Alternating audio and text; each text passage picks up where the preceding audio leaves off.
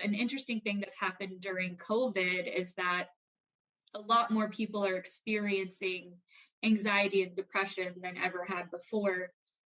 It's not a great thing. I'm not happy about it, but you see society's mindset kind of change about it because celebrities are speaking out about it. Like Simone Biles had that mental health event in the Olympics, which is a very wide stage for this mental health conversation to come about.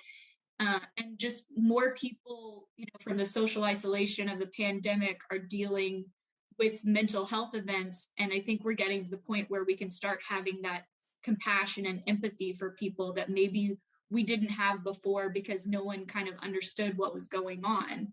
So I think with, building communities online, and I'm not the only one that has a community, there's a fairly large mental health community. I think something about millennials and Gen Z is that we're having these conversations more. We're not so ashamed to say that we go to therapy. In fact, we're like talking about it. We're sharing memes about it. We're sharing videos about it. So I think that's a good thing that's coming about as these conversations are happening more frequently. And maybe just the younger generations are posing them for the older generations. And yeah, there's some people in like my parents' generation that still don't quite understand it, still see it as like a shameful thing.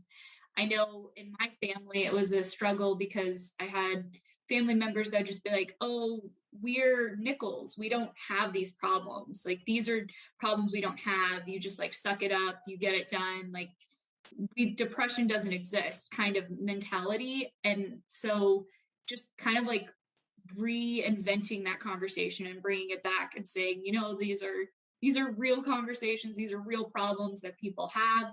I'm not the only one that has it.